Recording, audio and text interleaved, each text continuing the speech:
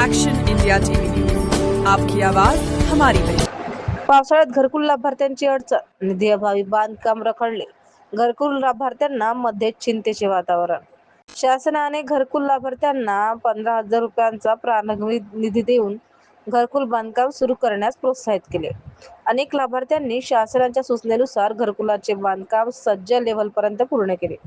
मात्र पुढील हप्त्याचा निधी अद्याप प्राप्त झाला नसल्याने लाभार्थी आर्थिक संकटात सापडले आहेत.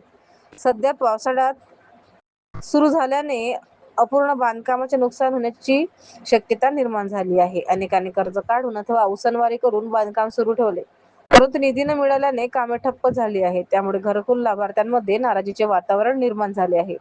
लाभार्थ्यांचा प्रश्न आहे की शासनाच्या आदेशानुसार बांधकाम पूर्ण करूनही निधी मिळत नसेल तर ऐन पावसाळ्यात त्यांनी काय करायचे, अपूर्ण घरकुलांचे संरक्षण कसे करायचे आणि आर्थिक भार कसा पेलायचा. संबंधित प्रशासनाने या गंभीर समस्येकडे तातडीने लक्ष देऊन प्रलंबित निधी वितरित करावा, अशी मागणी घरकुल लाभार्थ्यांकडून होत आहे.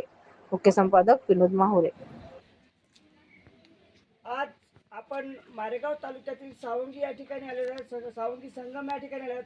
या ठिकाणी घरकुल लाभार्थी आहेत. अनेक लाभार्थ्यांचे सज्जा लेवलवर घरकुल झालेले आहेत, पण त्यांना फक्त एकदा 15,000चा हप्ता भेटला, त्यानंतर 1 रुपया पण भेटला नाही आणि त्यांच्या सज्जा लेवलवर काम झालेले आहेत, तरी पण 1 रुपया भेटला नाही. घरकुल लाभार्थी आपण म्हणणे जाणून घेऊ.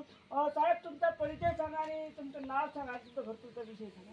मी मूळचा सावंगीचा. बरं. माझं नाव गजानन उद्धवराव ठाकरे.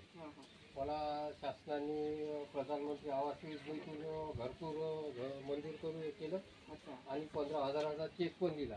त्यानंतर मग 15,000चा चेक दिल्यानंतर काही दिवसांनी नोटीस आल्या आम्हाला. नोटिसामध्ये तुम्ही शासनाची फसवणूक केली, तर तुम्ही ते 15,000 परत करा. तेव्हा तुम्ही बांधकामाला सुरुवात केली नाही म्हणून तुम्ही फसवणूक केली आणि आज सध्या काम झालं पण तुमची फसवणूक शासनाने केली नाही का? मग त्यांनी नोटिसा पाठवल्या का आम्ही तुमच्यावर कडक कार्यवाही करू आणि ते 15,000 वसूल करू, अशी त्यांनी नोटीसद्वारे अक्षरशः धमकीच दिली समजा.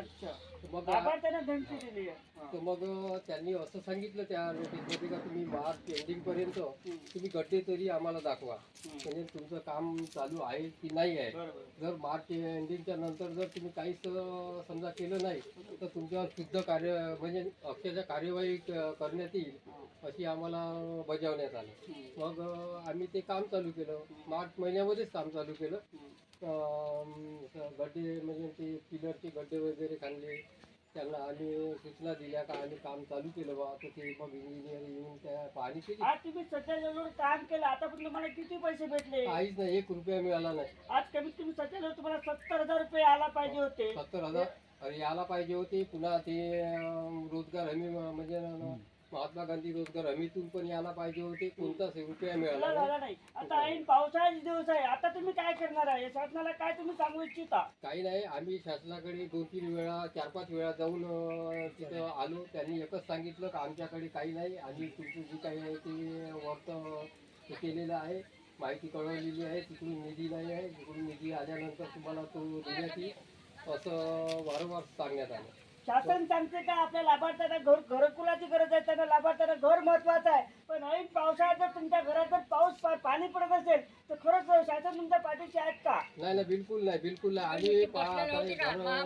चालू केल्यानंतर आम्ही एका झोपडीमध्ये पिना टाकून राहत आहोत.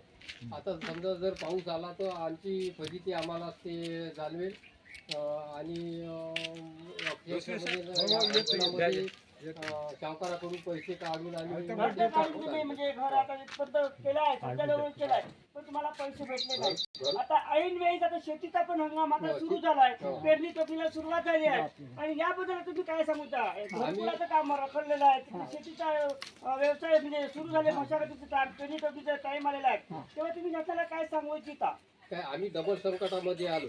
डबल संकटामध्ये येऊन आज आम्ही शेती करावं की घरकुल पूर्ण तयार करावं, हा आमच्या पुढं फार मोठा गंभीर प्रश्न निर्माण झाला. आणि शासनाला आम्ही एवढंच सांगू इच्छितो की ताबडतोब आमची म्हणजे तातडीनं काहीतरी व्यवस्था करावी व आम्हाला निदान 70,000चा तरी एक चेक देण्यात यावा.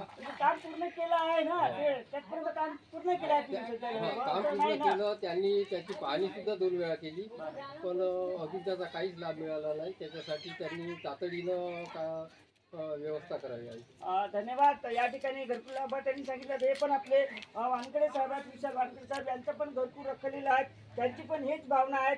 या ठिकाणी शासनाने गंभीर दखल घेऊन ऐन पावसाच्या हंगामात शेतीकडे बघावं घरकुल लाभार्थ्यांनी, की घरकुल बघावं हा मोठा चिंतेचा विषय आहे. सदर गंभीर बाब लक्षात घेऊन घरकुल लाभार्थ्यांना तातडीने जो सध्या लेवलपर्यंत जो काही हप्ता असेल तो तातडीने त्यांचा निधी त्यांना पुरवठा करण्यात यावा, म्हणजे जेणेकरून त्यांच्या कमीत कमी घरावर कमीत कमी टिना तरी टाकता येईल आणि त्यांना शेती करण्यास सुविधा होईल, याची जाणीव शासनाने त्याचे आर्थिक सहाय्य पुरवावं अशी घरकुल लाभार्थ्यांचे म्हणणे होत राहतात.